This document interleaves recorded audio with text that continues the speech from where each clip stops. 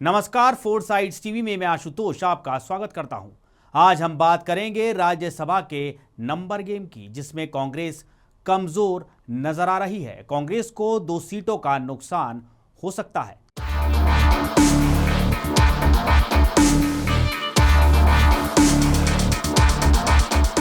लोकसभा चुनाव के बाद उच्च सदन राज्यसभा का नंबर गेम भी बदल गया है। उच्च सदन के कुछ सदस्यों ने लोकसभा चुनाव में जीत के बाद राज्यसभा सदस्यता से इस्तीफा दे दिया। इसमें कांग्रेस के भी 2 सांसद हैं।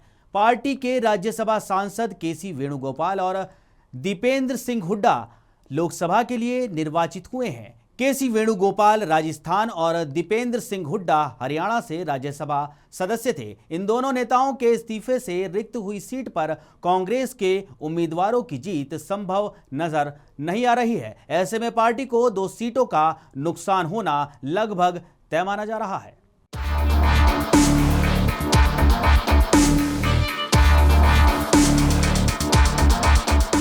लोकसभा चुनाव तक उच्च सदन में कांग्रेस का संख्या बल 28 सदस्यों का था। अब 2 सदस्यों के इस्तीफे के बाद पार्टी उच्च सदन के नंबर गेम में 26 सीट पर आ गई है।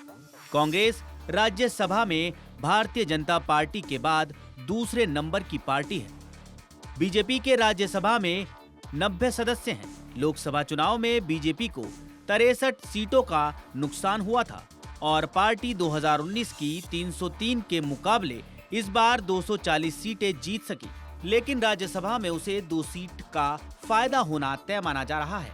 बीजेपी को राज्यसभा उपचुनाव में 2 सीट का लाभ होगा और पार्टी संख्या बल के लिहाज से 92 सीटों के साथ नंबर 1 पोजीशन को और मजबूत कर लेगी। दरअसल राज्यसभा चुनाव या उपचुनाव में मतदान के लिए +1 फॉर्मूले का उपयोग होता है। हरियाणा विधानसभा की स्ट्रेंथ के लिहाज से देखें तो दीपेंद्र हुड्डा के इस्तीफे से रिक्त हुई सीट पर जीत सुनिश्चित करने के लिए किसी भी दल को 46 विधायकों के प्रथम वीरता के वोट चाहिए होंगे। बीजेपी के 41 विधायक हैं और 1 निर्दलीय विधायक। हरियाणा लोकहित पार्टी के गोपाल कांडा को मिलाकर सरकार के पास कुल 43 विधायकों का समर्थन है, जो 46 से 3 कम है।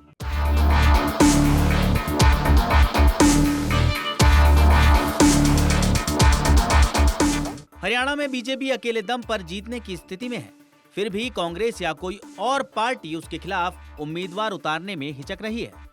इसके पीछे बीजेपी की ओर से जननायक जनता पार्टी के 4 विधायकों के समर्थन का दावा है। राजस्थान में भी तस्वीर बदल चुकी है। सूबे में अब बीजेपी की सरकार है। राजस्थान विधानसभा की स्ट्रेंथ 200 सदस्यों की है। सूबे के कोटे की एक सीट जीतने के लिए 101 विधायकों के प्रथम वीरता के वोट चाहिए होंगे।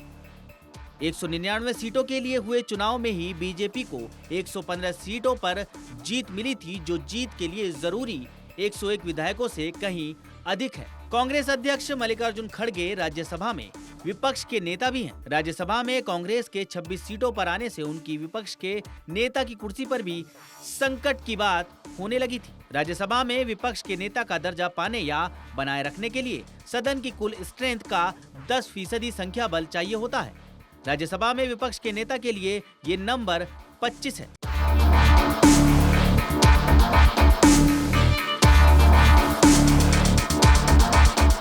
कांग्रेस के 26 सदस्य ही रह गए, जो जरूरी संख्या बल से 2 ही अधिक हैं। ऐसे में अगर पार्टी के 2 सदस्यों का कार्यकाल पूरा हो जाए या अपरिहार्य कारणों से उच्च सदन के सदस्य नहीं रहते हैं तो कांग्रेस की स्ट्रेंथ 25 से कम हो सकती है।